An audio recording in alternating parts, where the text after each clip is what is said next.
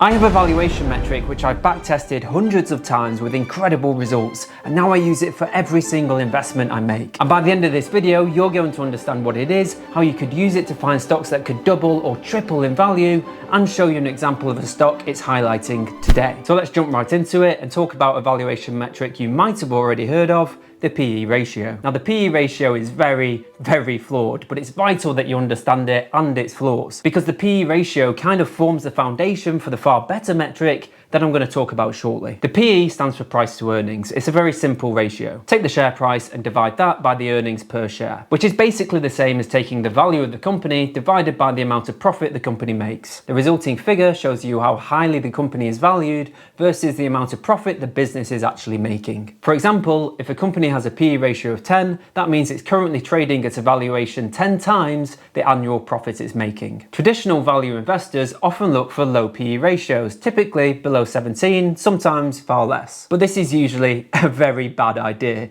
and it's where a lot of investors make devastating mistakes. Because very often, the reason a company has a low PE is because it's a bad company. It may not have grown its profits at all for the last 10 years, or it might actually be decreasing in its sales year on year. Those aren't the kind of companies we want, because what we actually want are great companies that are very likely to grow their actual business. Forget about share price for the moment and think about what a business is actually trying to do. It's trying to grow its sales and its profits. That's basically it. So the main thing you want to do is find companies that'll do that. But looking for stocks with a low PE isn't going to return growing companies. It's usually going to return dying or stagnant companies. And that's where our super valuation metric comes in, a metric that can be used to assess the value of growing companies. So you can value the most exciting and successful businesses in the world, ones with potential to double or triple in value in just a few years. And that valuation metric is the PEG ratio. So let's take a look at what it is, how to use it correctly, and which stocks it's highlighting today. The PEG ratio is like an elevated version of the PE ratio. It's like its older, wiser relative,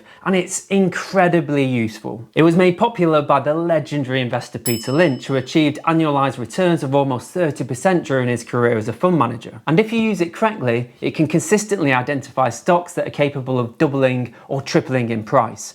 And I'm going to show you how. The PEG stands for price earnings to growth. It basically takes the PE ratio and then divides that number against the expected growth in earnings per share. In simple English, the PEG tells you how fairly a share price is valued based on the expected growth of the company. And those expected earnings are forecasted earnings set by market analysts. It works kind of similar to the PE ratio in that the lower the number, the more undervalued the company is. But the thresholds for what's considered well valued are very different. So let me break them down so you know exactly what to look for to find undervalued stocks. Typically, anything above a PEG of 3 would be considered pretty overvalued. Investing in these companies would be rather risky, and to see a large increase in share price, they would have to significantly beat their expected earnings growth. Between 2 and 3, and you're still on the slightly overvalued end. At these kind of valuations, you're unlikely to see any massive gains really soon, because these companies would have to drastically outperform their expected earnings growth in order to get a doubling or tripling of the share price in the next few years. But they can still be very decent long-term investments. Two good examples are Amazon and Microsoft, which are currently trading at this kind of PEG. Neither are likely to double or triple in price in the next couple of years,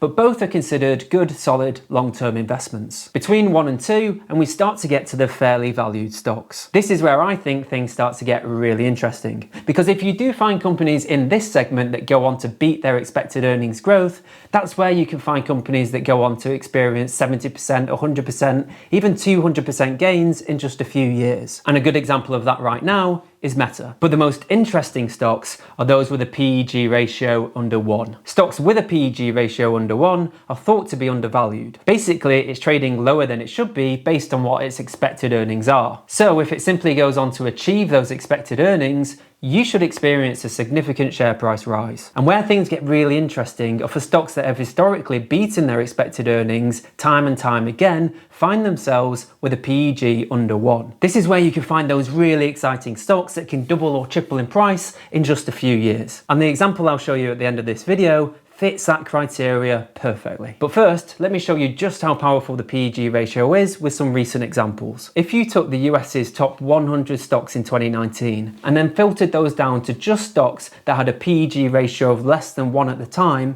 they went on to average a 244% share price increase over the following 5 years. That's the kind of return that can turn just a single 10 grand investment into over 300 grand in just a 20-year period from applying just one single metric. In fact, the worst performer of those stocks still gained 160%, which significantly outperformed the S&P 500. I do need to say, if you want to find the very best investments, you need to first search for great businesses, then assess the PEG ratio. I'm not going to delve into exactly how to do that on this video, but I do have other videos on my channel that do, so check those out if you want. And for those of you who are members of investor52.com, you can simply navigate to the lower and balanced risk strategies to find great businesses with low PEG ratios. However, for those of you who aren't, there is another way you can filter for low PEG stocks, so let's do that now. Head over to finviz.com and go to the screener tab. Now here, I'd recommend setting the following filters. Change the country to USA, otherwise you'll get loads of random companies from random countries, which will just confuse things.